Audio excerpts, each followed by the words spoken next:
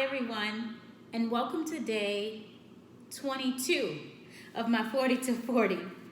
Um, I'm excited. As you can tell from the title of this video, I have great news. I'm moving. I am moving. No, not out of Mexico, not out of Mexico, not to America. Never that. But I'm just moving from this beautiful place I'm in now to another beautiful place in Mexico. It's not too far from where I live right now. So today I just want to share with you some things I considered as I thought about my move. So the first thing I want to share with you is I have been living in this particular dwelling for 2 years. I have lived in 2 other dwellings while in Mexico for the entire time I've been living in Mexico since 2018, I believe. Yeah. And I had different experiences with all 3. So when I first came to Mexico, I came to a community that was more Americanized, more of an expat community. You might have heard me use that word, expatriate. I basically chose to leave my country of origin, America, of kind of origin, right? And just expatriate from that country to another. And so it's very different. I was in a discussion board in Facebook, and they talked about how when Mexicans go to America, they don't call themselves expats, they call themselves immigrants, and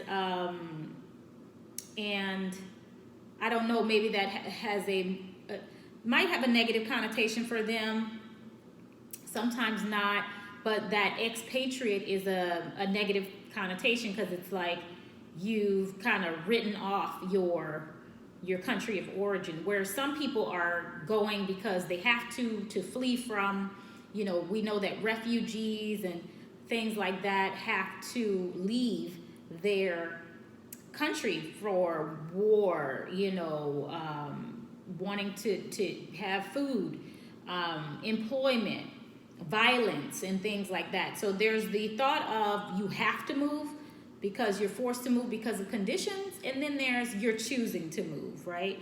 And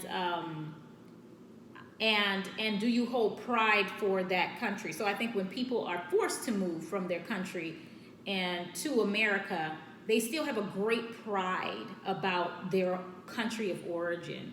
I can't say the same about myself. I'm not going to speak for all expats, but as an American choosing to leave,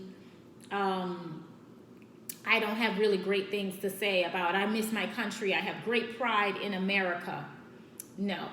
So it is kind of different. But I moved to an area that I felt comfortable with Americans, mostly retired, mostly white. And they spoke English, right? And so I moved there first, and I lived there for about maybe a year and a half, maybe. And then as I got to know my community, and again, remember I said I began to build my community, I moved over to the Mexican side, the area that I feel like there are more Mexicans. It has more of a Mexican feel here with the locals, and I cut in half my rent. So when I came, I paid about $1,200. I believe the landlord wanted $1,400, and the cool thing about it is you get to negotiate your rent here. And so we went to $1,200, and I thought that was awesome because I was coming from paying $2,000, and so that was awesome, right? Almost cutting my rent in half. Well, I found out that I could move right across the highway from Ocean Front to Ocean View for cutting it in half again. So living here for $650, and I tell you, once you begin to live at a certain level and you are enjoying the benefits of, again, getting out of debt, having extra income, being able to invest, having residual income, having liquidity, you don't want to go back to being tight again. So I don't want to go back, even though I can afford to pay more for rent at this point. I don't want to. So now the first place I moved in, it was an American that owned the place, and she lived in Palm Springs, retired, and this was her investment property. And so we had a lease in English. Make sure your lease is in English.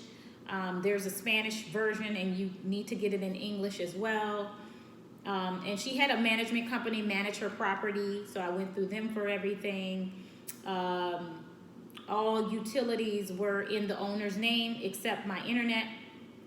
But for this one, I actually kept her internet in her name, and I just paid the bill. We had that agreement, and so that was that. The next place I had, this landlord was not Mexican, but he was of Latin origin. I forget what country. And he, I think, lives in LA. He lived in LA.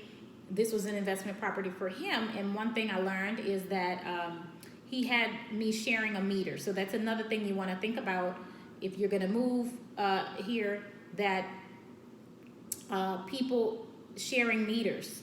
That's not what you want to do, right?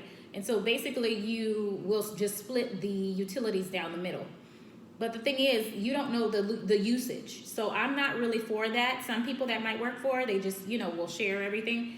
But I was going back and forth to work across the border every day. And I just didn't think it was really fair because this was a stay-at-home family with a child. I felt like they had more usage than I did, and that I would be getting the shorter end of the stick. So I didn't like that, and I demanded that I get my own meter. So you got to think about those things as well. Some places pay HOA, it's already in your rent, or maybe trash, sewage, water, things like that. Sometimes you might have to pay that. So, basically in any case, America or here, it's your responsibility to ask these questions. So some questions I'm going to be asking about the places, how much usually is the water? I gave you all my breakdown of utilities. I want to know how much more or less I could look at paying at this new place. I did find a new place, and I'm actually going to be going up to $700, you all. And so I have traded in some things and upgraded some things, right? That I'm going to be paying $50 more, and I'm comfortable with that, okay? And so there's pros and cons to both situations.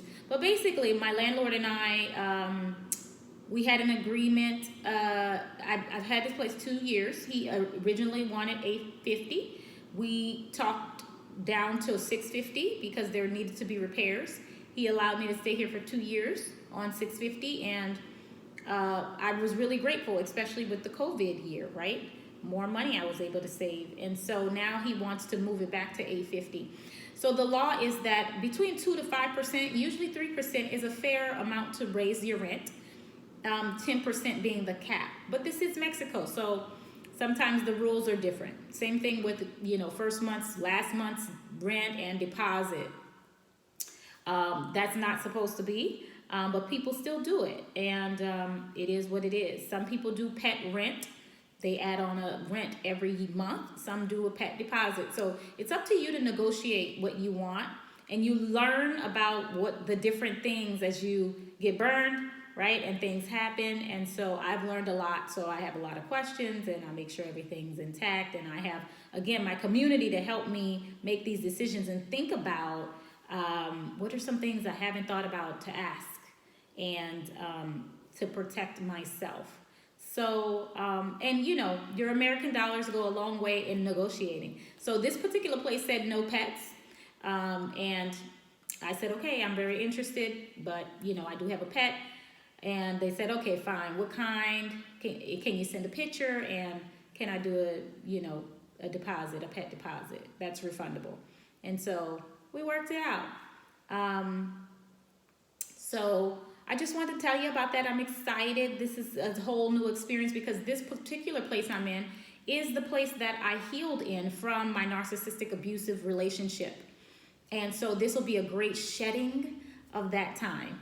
And I'm looking forward to this new Fresh 40 place. It totally embodies who I am right now today and what I need. So we'll have updates. We'll have updates. But yeah, your girl is moving and I'm excited about it. And I can't wait to share with you um, whatever else might come up that I want to share with you. So those are just a few things you want to think about if you want to move to Mexico, and questions you need to ask. Okay, don't be afraid, don't be desperate. Ask for what you want, negotiate, and you'll be okay. So I'll see you later. That's all I got for you today. Have a great night. Peace.